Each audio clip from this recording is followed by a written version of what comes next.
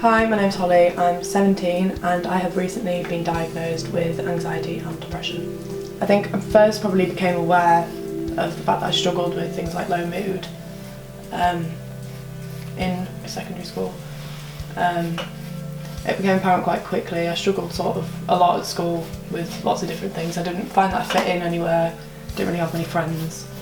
And it made things quite difficult at school as well, which obviously wouldn't have helped things. So I first received help when my parents had sort of twigged that there was things going on, and they referred me to a service in York called Lime Trees. So I went there and did a consultation,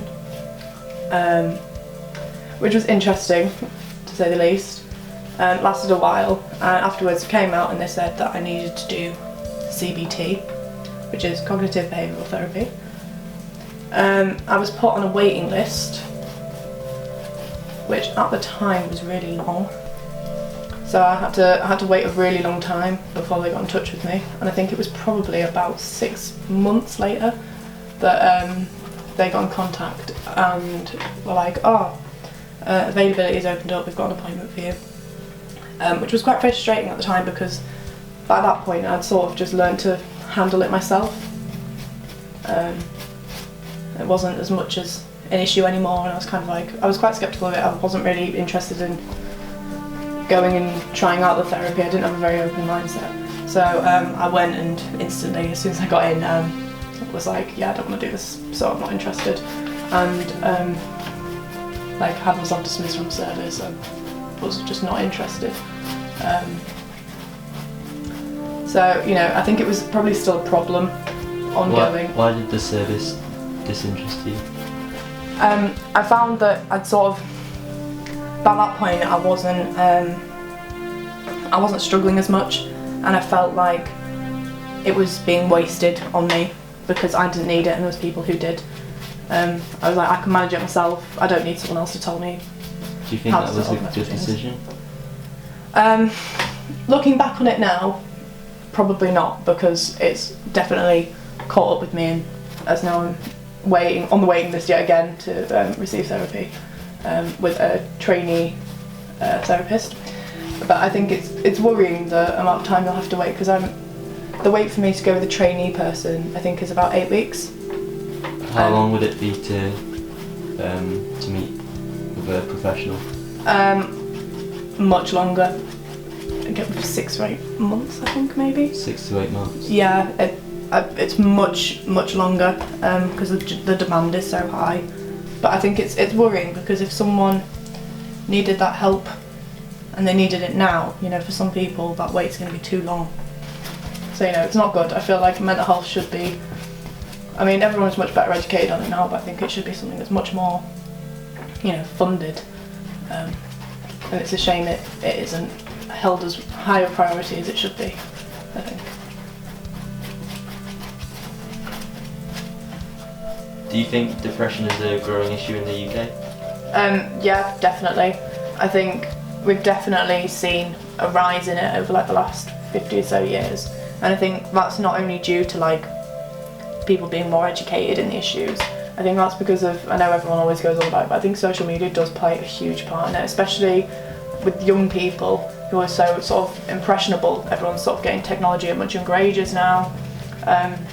And I think constantly being sort of surrounded by that kind of comparison and everything does make a difference. So I would say, yeah, it is a growing issue. And I don't think it's invested in as much as it should be. And I don't feel like it's dealt with in the right ways either. I think a lot of it does come from sort of online perceptions of sort of what people feel like they have to be and the standards they have to live up to. When did you realise that you needed help? I'm always sort of someone who will put it off until I'd always just try and manage it myself. And I think I realised when it was a problem, when I was getting to the point where I was having some really, really dark thoughts that were actually really scary, and I was realising actually I can't manage this by myself anymore. I can't do this on my own, and that sort of that hopelessness feeling, I think, that I hadn't felt in such intensity before. kind of gave me that realisation. I was like, actually, I'm going to have to find some other way of dealing with this, because I can't just sort of hope for the best and be like, oh, it's fine, I'll just get on with it, because it was past that point. Yeah, and I think other friends and stuff mentioned it to me, and people that were close to me were like, you should probably go to the doctor about it now. So I did, and I'm glad I did.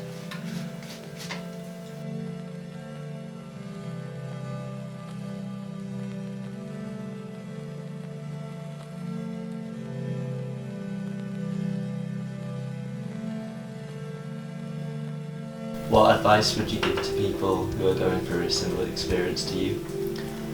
I would say accept the help. Don't push everyone away, even though it seems easier and like the best thing to do, because I can promise you it's not. Suddenly not letting anyone in and isolating yourself won't help matters. And there's nothing wrong with getting help if you can. It doesn't make you weak, it doesn't change anything. I think if you can reach out to people, whether that's friends, family, someone that you feel confident talking to about that sort of thing, you should. How has depression affected your social interactions?